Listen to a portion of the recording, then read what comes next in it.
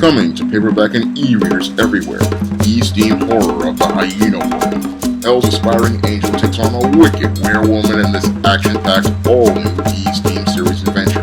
Pre-order your copy of E-Steam Horror of the Hyena Woman on Amazon.com today. Netflix alleges that it's losing customers, and it says password sharing is the reason why it lost over 200,000 subscribers. Now, as a longtime subscriber of Netflix from about 2016 to 2020, I can tell you that it wasn't password sharing that led to me canceling my Netflix subscription. No, the main reason why I canceled my Netflix subscription has to do with content. Now, I first signed up for a Netflix subscription because many of my viewers wanted me to review the Marvel shows like Luke Cage, Jessica Jones, Daredevil, and The Punisher. And I basically watched those shows on Netflix, and that was one of the reasons why I came to the platform. However, what your Netflix did and Marvel Studios did was cancel Luke Cage, and that was one of the things that made me not really be interested in watching the platform, because one of the big problems they have over at Netflix is just as a show is starting to get popular, what they do is cancel those shows and destroy any of their momentum, because Luke Cage in its first season basically was the show that crashed Netflix's servers. But your Netflix, instead of going out here and looking to give Luke Cage a major push, what they did was cancel Luke Cage at season 2, basically giving viewers no incentive to continue paying for subscriptions to their service. Now, Luke Cage wasn't the only show they did this to. They did this to The Punisher just as the show was starting to rise in popularity, and they did it to multiple other shows on their platform.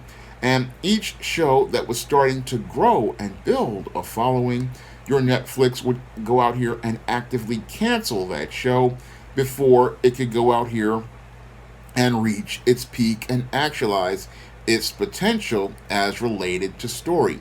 Now, these constant cancellations, these were one of the things that peeved many longtime viewers like myself, who were willing to stay with Netflix as related to content, but instead of going out here and looking to try to appeal to the long-term viewers, what your Netflix decided to do was go out here and start producing what I call woke content. Now, this woke content had a heavy focus on social justice and a heavy focus on promoting things like identity politics over the quality of the story. And the first of these shows that really started to turn me off was Netflix's reinterpretation of She-Ra. I remember growing up with the Filmation version of She-Ra, where she was a shapely, feminine woman, and instead they gave us this kind of boyish-looking She-Ra, and they gave us some really weak stories to go with it. And that was one of the first shows to really turn me away from the Netflix platform, because instead of producing content that would be appealing to a large audience of viewers, where you could go out here and appeal to longtime fans of the He-Man lore like I am, and make it where it can appeal to younger audiences, your Netflix decided to push social justice and identity politics on the She-Ra show, and that alienated a lot of older viewers, and it did not really bring in the younger viewers like they expected. Now, as they went on to go out here and just mess up She-Ra, they also messed up other characters like He-Man in shows like Masters of the Universe Revelation, where, again, the He-Man base was further alienated when they saw we weren't getting a follow-up to the Filmation series that ended, I believe, in 1986 or so, and people wanted to see a follow-up to He-Man that stayed faithful to the material, and many of those Masters of the Universe fans did not get that type of story with Masters of the Universe Revelation, and your Kevin Smith, who I believe was paid way too much money, gave us a show focused heavily on Tila, and this wound up leading to many people not being happy with Masters of the Universe Revelation, which did well in the first episode but then dropped like a rock, and basically the ratings on that show for Netflix practically crashed and burned. And this was a multi-million-dollar loss for Netflix as related to content, because they lost a lot of fan bases that actually would have watched these shows due to their mismanagement of their content. And as I've stated in many videos before, on the internet, content is king, and if you do not have quality content on your platform will not survive. Now, your Netflix was out here basking in the laurels of their accolades as related to programs that they made with Ava DuVernay, like When They See Us, celebrating the Emmys they received for that program, which was a very powerful film based on the Central Park Jogger. Unfortunately, as they were out here making films like When They See Us, they were out here investing in a lot of other kinds of content that was alienating viewers. And that type of content, like they imported, like this comedy that made fun of Jesus, the Son of God, while making him gay, alienated a lot of viewers. And then in 2020, they decided to release the movie Cuties, and this movie basically was the beginning of the end as related to Netflix, because as your Netflix came out here with Cuties, it turned off a lot of viewers, and it turned them off because basically most people saw it as children being sexually exploited in this film. Now, this turned off a lot of viewers, and it led to the first group of subscribers leaving the platform, because that's when I decided to tune out of Cuties, and I was going to leave Netflix alone for good until one of my viewers asked me to take a look at the film The Harder They Fall for review.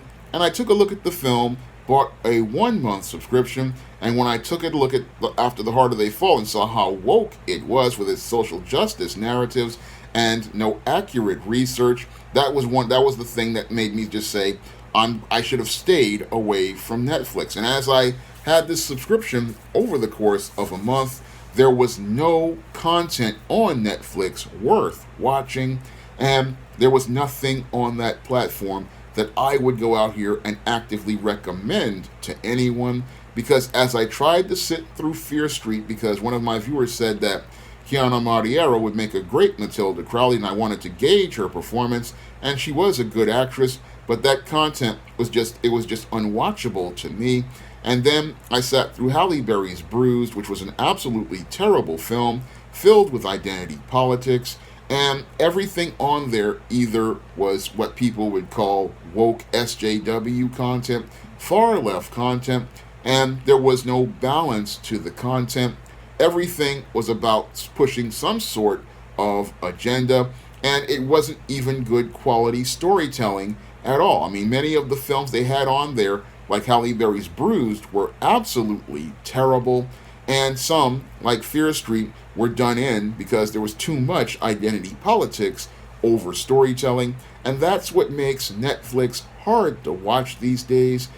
Most of the content is absolutely terrible, so I don't know what password sharing has to do with anything, because there's no content on there worth sharing with anyone. I mean, most of your Netflix content is just absolutely difficult to watch, and most of it is all preachy. All of it is all about social justice. All of it is about identity politics. All of it is about promoting so-called diversity, but we're not getting much diversity of thought, because as a black writer and a black creator, I don't really see much diversity as related to the stories. All I see is a lot of pandering at Netflix to audiences that don't seem to want to spend the $8 to $9 as related to watching their content.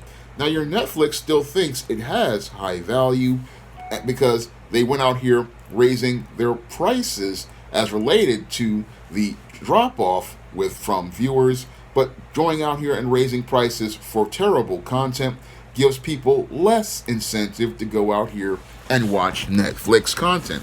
Going out here and raising the price on terrible content doesn't give me reason to watch more content, especially in an age where we're starting to see all of these different competitors rise, such as Disney Plus, such as Paramount Plus, such as Amazon Prime, such as Hulu, and even free sites such as Tubi, and I'll even go as far as Crackle.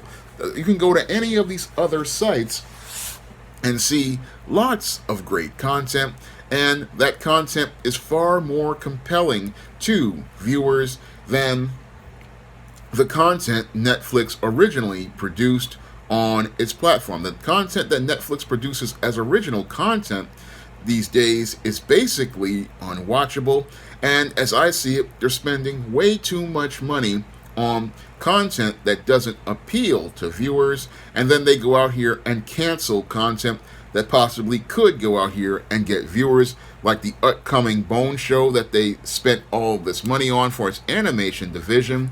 I mean, you're spending money on stuff and not getting anything in return, and that is one of the big problems with the Netflix business model, is that it doesn't let stuff germinate and grow, and it doesn't let a content go out here and actualize its potential. In order for a network or streaming service to grow, you need to have consistent quality content, and you need to have content that the viewer can go out here and rely on. And it's impossible to go out here and rely on Netflix content, because Netflix content, whenever you start to get into that content, what they do is they go out here and they cancel that content just as you're getting into it. I mean, that's not what any good business person does. I mean, as a publisher of SJS Direct, when I saw people picking up All About Nikki's fabulous first season, I went out here and I started doing work on the second season. And when I saw the E-Steam character starting to get popular with viewers on platforms like Smashwords, I started producing more E-Steam stories, because I knew that if you want to go out here and keep the viewers, the readers interested, you make more of the content that they want. And I did that with John Haynes. When John Haynes started to get popular, I started to say, hey, I gotta make more content, and I gotta make more content, because if the customer wants this, I give them more of what they want. I don't go out here and give them something they don't want. And that is the problem with the entertainment industry these days. Today's entertainment industry is too busy trying to tell you what to want, instead of listening and responding to what you're already interested in. And as somebody, again, who has studied the entertainment industry for over 25 years, the way you make money is by listening to the customer, responding to the customer. If the customer is interested in a certain kind of content, you give the customer that kind of content, and you don't make excuses about password sharing, because password sharing wasn't a problem in the past. It's only a problem now because Netflix is having issues with keeping its customers, and you're not keeping your customers because you're not producing quality content. I mean, when you have guys like Elon Musk telling you that your content is too woke, it's a problem. And I've heard not only Elon Musk saying this, I've heard many other people across the social media saying Netflix's content is too woke, Netflix's content is too far left, Netflix's content is too over-sexualized. People are just tired of the identity politics, the race swapping, the pseudo-tokenized representation. People want quality content with quality stories, and you can't get quality content with quality stories on Netflix anymore.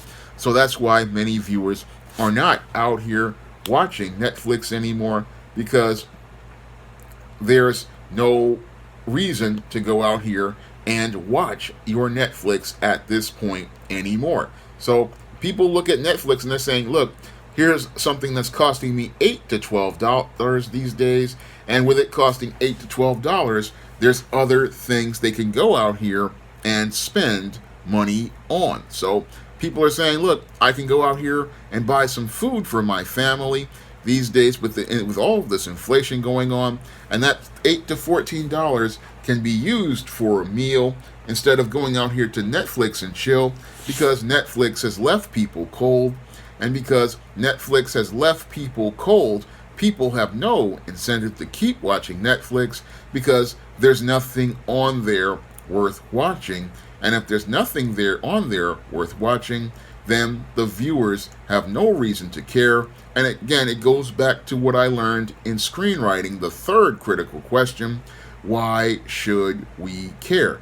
And your Netflix has not given anybody a reason to care enough to stream and chill, because most of their content is hot garbage. And because most of their content is hot garbage, people don't want to watch Netflix anymore, because life is too short to waste it spending time with a company that wants to push agendas and identity politics on you, instead of letting you have the freedom to live your life and be entertained. I mean, people just want to be entertained.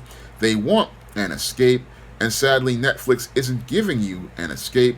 It's giving you a problem. And in the business of entertainment, you never want to give the customer a problem, because they're coming to you to get away from their problems. And that is something many at Netflix really don't understand about the business of streaming.